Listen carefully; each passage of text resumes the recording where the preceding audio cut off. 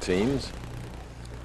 Well, he has an interesting career. He came on University of Wisconsin as a walk-on football player and made the football team back to behind Kevin Rohde, who was an All-American at that time. Transferred to the University of Wisconsin at lacrosse, and then to West Texas State, which offered him a scholarship to finish his college and his bowling career there. So Marc's high hit, leaving him the 6'10" for the second time. Marc a little anxious, a power strength player, and he just has to wait for that ball a little bit longer in his swing so it goes to the right. When you don't wait for it and you jump on it at just a pinch early, you'd have a tendency to pull the ball and it goes to the left. Nice and smooth. Rookie of the Year, 1986. The Fresno Agricultural Compound, just north of Cal State at Fresno. You'll see it coming up. Interesting entertainment here on ABC following our Professional Bowlers Tour telecast from Fresno. We're live. This is Bob Handley in our first game, leading by 24, can increase it to 34. And again, left with the 10 pin on the right lane. And as with the last shot, comes walking back wondering what happened.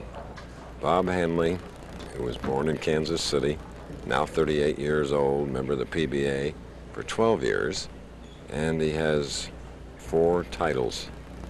Always interesting to watch his style.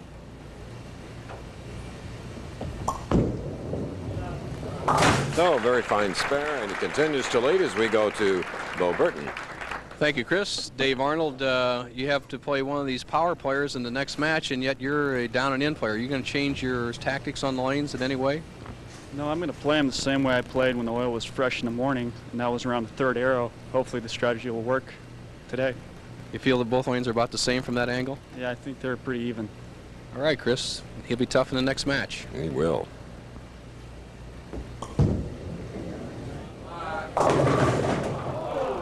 With an 8 pin, that shot coming in the 8th frame for Bob Handley, whose best year was in 1985.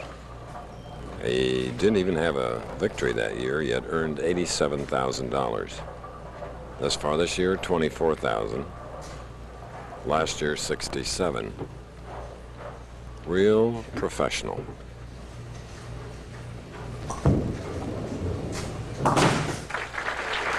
Leads by 23. Bob Handley, our first match.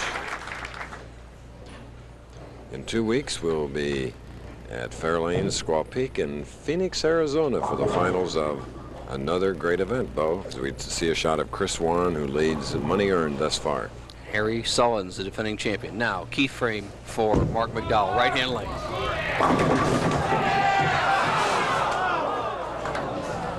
Some days, Bo.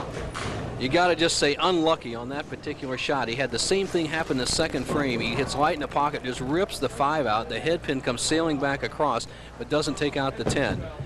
Now, on this particular shot, he gets a little extra off, gives it room. Now, watch the action of the head pin as it comes flying back across. There goes the head pin, comes back across, almost knocks out the 10. Marc Mcdowell roots for it, not to be. But he's still in the match because he's zeroed on both lanes. He has a potential 203 game, Handley going at a 207 pace, so it's still up for grabs.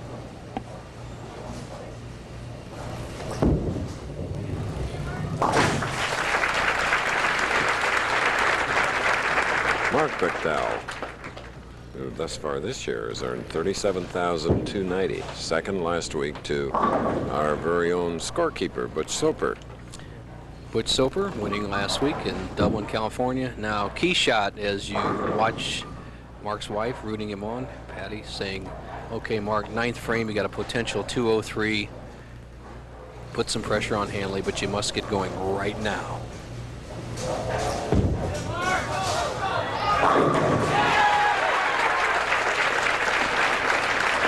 Perhaps rubbing that 4-leaf clover good luck charm. Well, last night, McDowell got a terrific break as Figueroa opened in the 10th frame on the very last ball, leaving a 5-10 split to allow McDowell into the championship round. He needs to rub it a little bit harder against this guy, the very tough, experienced Handley, 9th frame.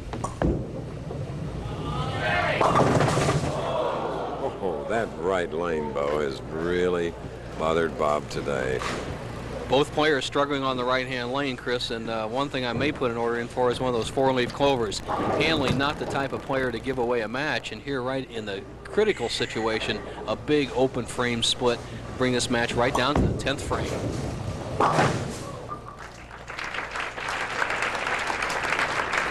In frames like that, you can never recover from it. In professional bowling, you can. In golf, you can in almost any other sport. But in bowling, no way. You're right, Chris, and the importance of that basically takes Handley's lead from 24 pins down to just 8 pins. Handley, no matter what he does right now in the 10th frame, cannot shut out Mcdowell. Both players will determine their final fate in this match.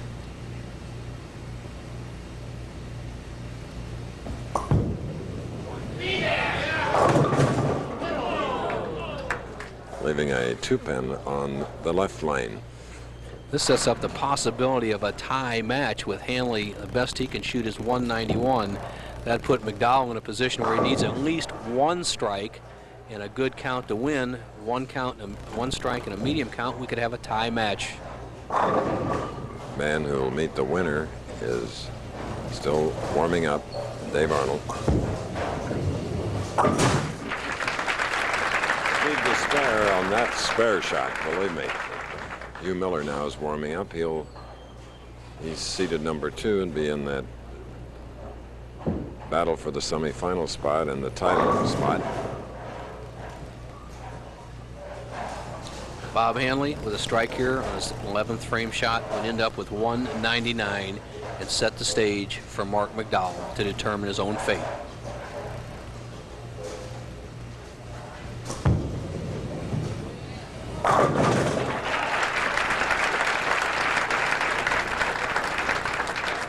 A very strong 191. Handley had solid 10-pin wraps in the 5th and 7th frames that he could have iced it up, but now McDowell with a strike, 9 spare would win.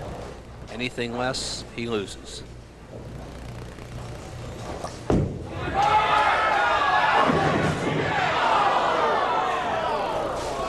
And that's anything less. That's for sure. He thought he had a great shot, and he leaves the swishing 7-10 split to lose. It'll be Dave Arnold against Bob Handley. ABC Sports presentation of the professional